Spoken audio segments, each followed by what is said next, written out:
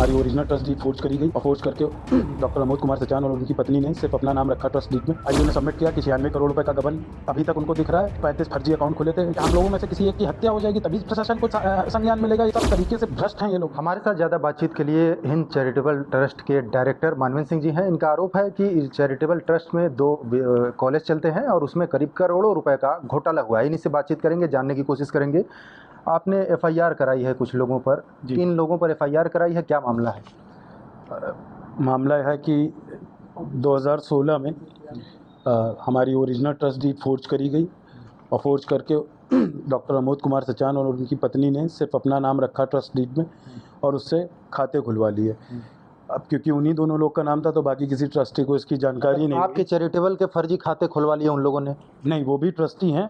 But उन्होंने जो original deed में 7 ट्रस्टी थे उन सबको हटा के सिर्फ अपने दोनों का नाम रखा और ट्रस्ट डीड ही फोर्ज कर दी और उससे संचालन करने लगे सभी खातों का, जिसका हम लोगों को पता नहीं था। इस साल पता चला जनवरी में, तो फिर हम लोगों ने उन पे एफआईआर कराई जिसमें कार्रवाई होनी चाहिए। और एफआईआर कराने के बाद जो जांच में अभी तक निकला है कि प्रगति आख्या में आईओ ने सबमिट किया कि 96 करोड़ रुपए का गबन अभी तक उनको दिख रहा है। 35 फर्जी अकाउंट खुले थे जो कि फ्रीज़ किए गए हैं और जांच अभी भी जारी है।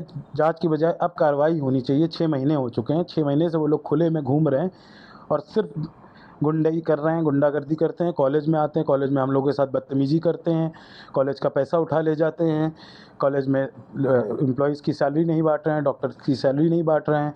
सारा पैसा अभी तक सब पैसे का अनर्गल तरीके से यूज़ हो रहा है। 96 करोड़ के धोखाधड़ी का मामला है। 6 महीने पहले आपने एफआईआर कराई है, तो अब तक कार्रवाई क्यों नहीं हो रही है?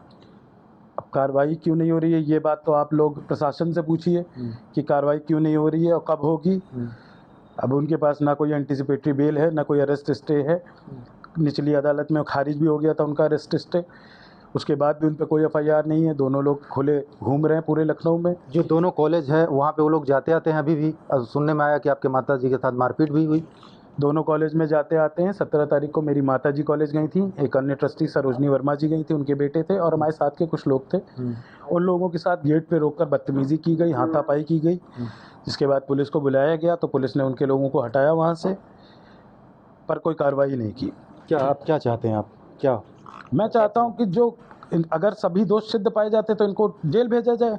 इन दोनों लोगों को ये ऐसे खुले घूमते रहेंगे, कॉलेज के साथ मनमाने रूप से जो मन आएगा करते रहेंगे, हम लोगों के साथ बदतमीजी चलती रहेगी। क्या हम लोगों में से किसी एक की हत्या हो जाएगी तभी प्रशासन कुछ संज्ञान मिलेगा या उससे पहले लेगा? इस तरीके से फ्रॉड किया, हजारों करोड़ रुपए का गबन कर चुके हैं और अब उन पे ईडी की जांच, सीबीआई की जांच, विजिलेंस की जांच, शेखर हॉस्पिटल पे आवास विकास की जांच, 2019 में ऋचा मिश्रा जी का नाम यूनिवर्सिटी पेपर लीक में आया था। सब तरीके से भ्रष्ट हैं ये लोग। इन पे हर विभाग में मुझे लगता है जांच चल रही है। आप लोगों को जान का भी खतरा है? बिल्कुल हो सकता है। जब इनको लगेगा कि इनके खिलाफ कोई कार्रवाई होगी तो हम लोग के ऊपर जान का भी खतरा हो सकता है, क्योंकि हम लोग ही विरोध कर रहे हैं। हम सारे ट्रस्टी, चारों ट्रस्टी मिलके इतना बड़ा गबन कर दिया इन्होंने। ये दोनों के बच्चे बाहर पढ़ते हैं, ये भाग गए छोड़ के इंडिया, तो ये सारा पैसा कौन रिकवर कराएगा?